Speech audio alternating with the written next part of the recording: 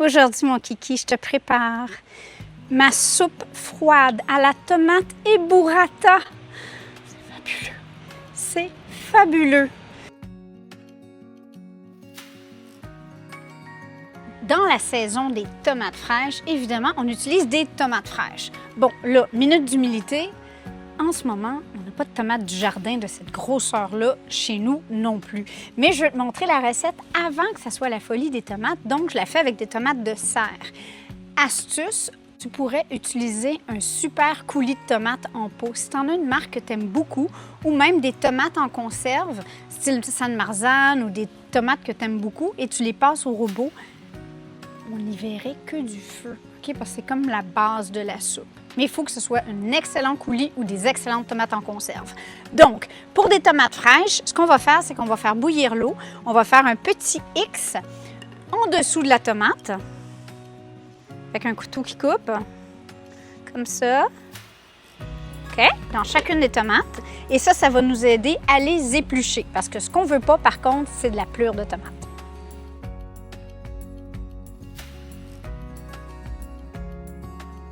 Allez, une petite saucette, une petite saucette!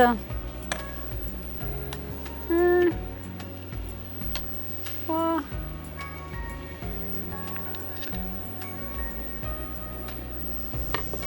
Environ 1 minute. Ça suffit pour que la peau commence à se décoller de la chair. Et cette étape-là permet seulement et simplement d'éplucher vos tomates facilement. C'est tout. Avant de mouliner les tomates, je te donne une astuce importante. C'est que c'est une soupe froide. Idéalement, on fait ça quelques heures à l'avance, mais si tu fais ça dans l'improvisation, les amis arrivent pour l'apéro, on peut le faire en ajoutant quelques glaçons au coulis de tomates qu'on va créer et comme ça, la soupe est très froide. Par contre, la burrata, elle, on la sort au moins une demi-heure, sinon 1 heure pour qu'elle tempère. Parce qu'on ne veut pas que la burrata soit toute rude dans le bol. Hein? On aime ça crémeux. Alors voilà. Et évidemment, il existe différents formats de burrata. Ici, je fais une version pour 2 personnes. Il y a des petites burratas, des burratinettes. Si vous trouvez des burratinettes, c'est encore mieux parce que chacun aurait sa boule de burrata à couper dans son bol. J'en ai pas trouvé. Alors moi, ici, j'ai une burrata qu'on va couper en 2 dans chacun des bols. On va avoir une moitié.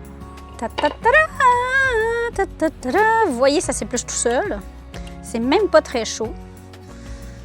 Pour faire la base de la soupe, on peut soit le faire au moulin, au pied mélangeur ou au Thermomix. Évidemment, si on laisse les graines et la chair, ça va être un peu plus épais. Si on le fait au moulin très serré, ça va être un peu plus de l'eau de tomate, qui n'est pas méchant non plus. C'est plus léger. À toi de choisir. Moi, j'y vais paresseux avec le pied mélangeur.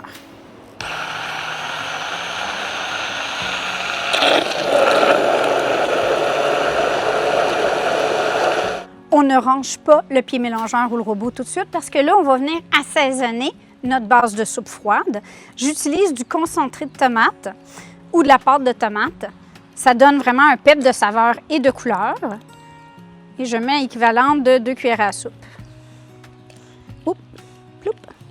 Un petit pep d'acidité. J'aime bien utiliser du vinaigre de Xérès. Ça pourrait être du vinaigre balsamique. Pour les Québécois, un beau vinaigre local, ce serait du vinaigre d'ail noir qui est un peu sucré. Donc, une petite affaire, 1 cuillère à thé, pas plus. Et un filet de bonne huile d'olive, mais on va en mettre aussi au moment de servir. Donc, l'équivalent d'1 cuillère à soupe d'huile d'olive.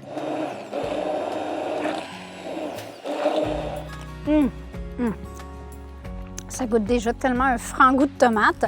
Il nous manque évidemment du sel au goût. On va mettre ça au froid ou on peut mettre des glaçons ou le mettre sur de la glace dans un bol si vous ne voulez pas changer la consistance ou ajouter de l'eau dans la soupe.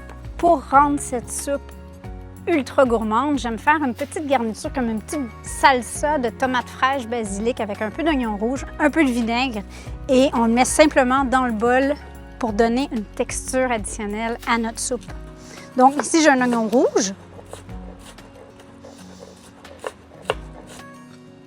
C'est presque un mélange à bruschetta. Et savez-vous où j'ai mangé les pires bruschetta de toute ma vie? Tu ne devineras jamais. C'est en Italie. Petite anecdote coriace, j'étais dans un gîte en faisant mon pèlerinage en Italie et la dame m'a servi 3 sortes de bruschetta.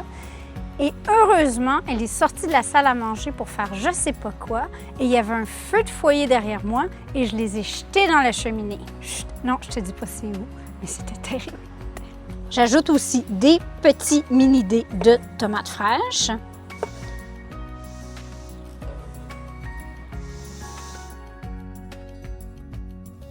Si tu adores l'ail, tu peux ajouter de l'ail frais dans cette salsa et tu peux même frotter un crouton un peu comme un pan con tomate. Encore mieux, fais un pan con tomate pour accompagner ta soupe. La recette est là de notre pan con tomate, c'est fabuleux. Mais sinon, une tranche de pain qu'on a fait griller sur le barbecue ou sur une poêle et on ferait frotter avec de l'ail.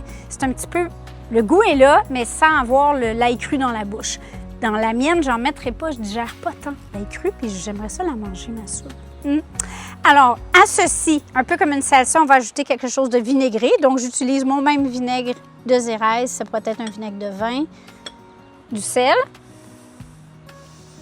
quand même une bonne quantité. Et on va venir ajouter du basilic. Donc, le basilic, non, celui-ci ne vient pas de mon potager parce que Bibi était partie en Afrique. Mais l'idée, c'est qu'on coupe toujours.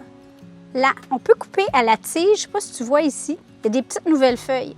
Donc, on peut couper ici, on pince et on prend simplement la tige du bout. Et ça permet à ces petites feuilles de se développer et de faire d'autres plants. Et donc, c'est ce que je vais faire parce que j'aimerais ça que ce petit plant acheté à l'épicerie me dure longtemps. Et là, je vais venir simplement ciseler mon basilic. C'est un peu comme un pico de gallo mexicain, mais à l'italienne.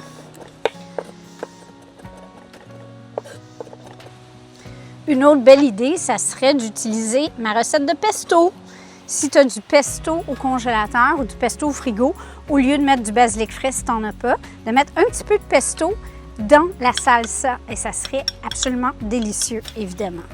Bon, voilà. Donc là, on a une petite garniture pour la soupe. Et on va être prête à faire le montage. Pour le service, ce que j'aime faire, c'est avoir des bols assez grands et peu profonds. Tu vas comprendre pourquoi, parce que la vedette de cette recette, c'est la burrata. Il n'y a pas de question qui se pose. On n'est pas dans une soupe comme un gazpacho, là. On est vraiment, c'est plus liquide, c'est plus frais, jusqu'à temps qu'on introduise la vedette, la burrata. Oh, la petite beauté! Bon, là, le défi va être de couper ça et que la crème s'en va pas complètement sur la planche. Oh là là là là là là!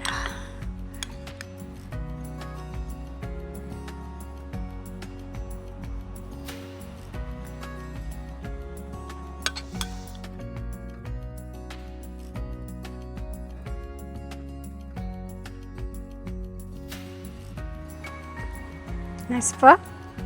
À vous! À vous! Hello! OK, une soupe à la tomate et à l'huile d'olive avec une blouse blanche. Bibi, c'est pas une bonne idée! Ça ressemble à une minute d'humilité en devenir. OK, je l'ai. Ouh! C'est une blague, elle est froide.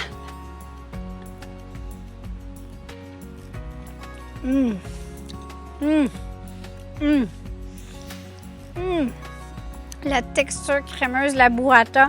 C'est comme si on faisait une soupe style salade, tomate, mezza, basilic. C'est fabuleux. Essayez ça, les kikis. Bon, ben, je repars avec ma soupe. On vous aime, puis on espère qu'il ne fait pas trop chaud chez vous, parce que chez nous, il fait chaud. Ciao!